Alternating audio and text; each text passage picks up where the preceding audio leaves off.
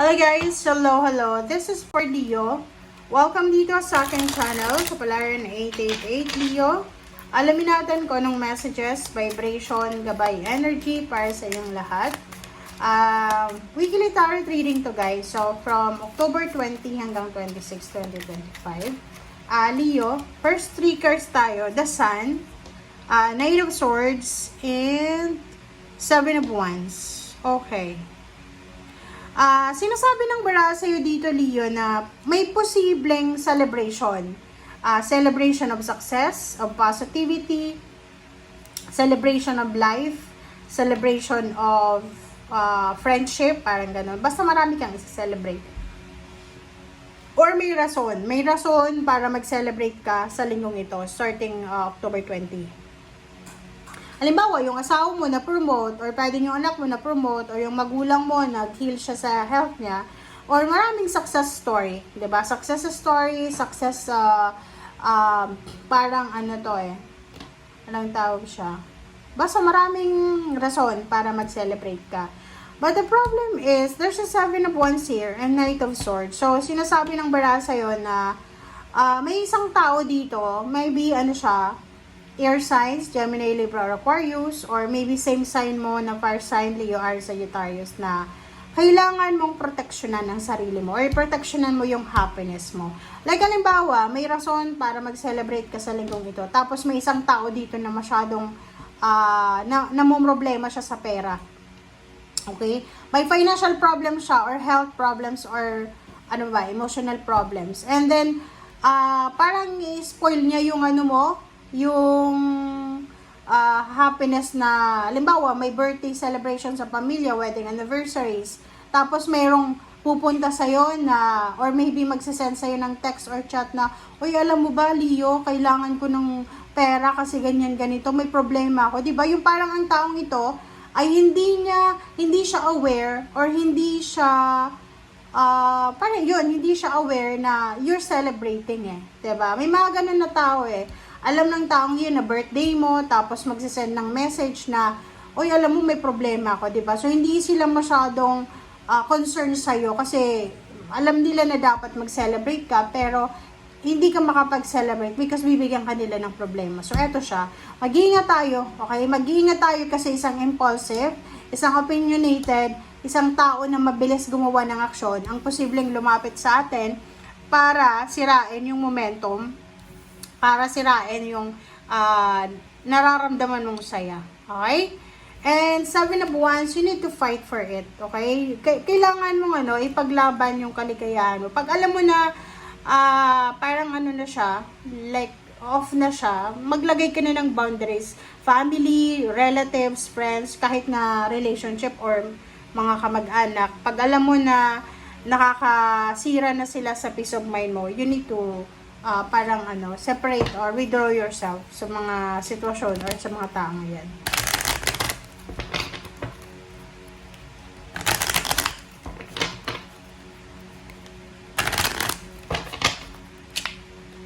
Okay.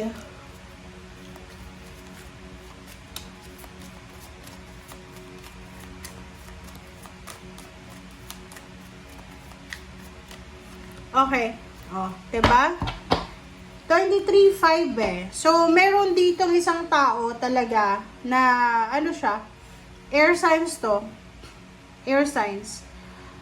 Gemini, Libra, Aquarius. Maybe may problema siya. And, ikaw, nagsiselebrate ka, may okasyon sa pamilya, may rason para mag-celebrate. And ang taong to, na namumroblema siya, which is hindi mo naman alam kung, or hindi ka naman kasama sa paggawa ng problema, isasama ka niya sa problema niya. So, ihanda mo yung sarili mo kasi maybe may good news kang matatanggap, tapos may bad news ka din na matatanggap from someone na hindi siya masyadong aware na kailangan mong celebrate. Alright, so judgment. So, isang desisyon ang kailangan mong gawin, or isang action, decision making na importante ang gagawin mo sa linggong ito. Parang sinasabi ng bara sa'yo na meron ditong isang tao. Okay? So, It's either ano siya, air signs or Cancer. Maybe couple silang Cancer. Mag-asawa, boyfriend, girlfriend, magkarelasyon. Posibleng there's a judgment here. So, pwedeng nahuli ng pulis, may kaso, and then, yun, or tied up diba? Entrap siya in prison. So, kung kung may kakilala ka, kamag-anak na, like may kaso siya, possible na sa linggong ito, ay mahuli siya ng pulis or mayroon judgment na mangyayari sa kanya, and yun yung taong yun ang hihingi ng tulong sa'yo or sisirain niya yung momentum mo, ng happiness mo, kasi kailangan niya ng tulong mo. So, comment down below.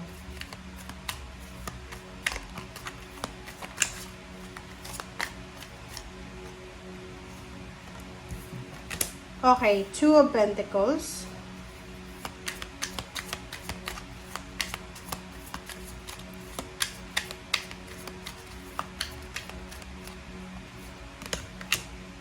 Page of Pentacles. Okay, Knight of Rods.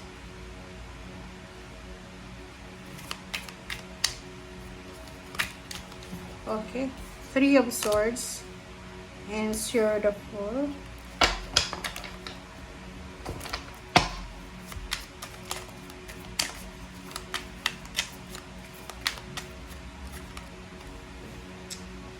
Three of Pentacles.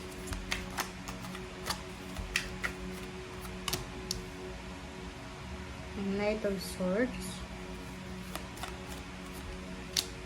And Six of Swords. Okay, Leo. Ang nakikita ko sa'yo dito, yun na nga, 'di ba? May rason ka para mag-celebrate. There's a good news na matatanggap ka para mag-celebrate ka, maybe about money. So, posibleng, halimbawa, kung nag-aantay ka ng pera, posibleng matatanggap mo na yung balita na yon. Okay? Like ito, isang exciting na balita tungkol sa trabaho, negosyo, lump sum of money, na posibleng hinihintay mo ang parating.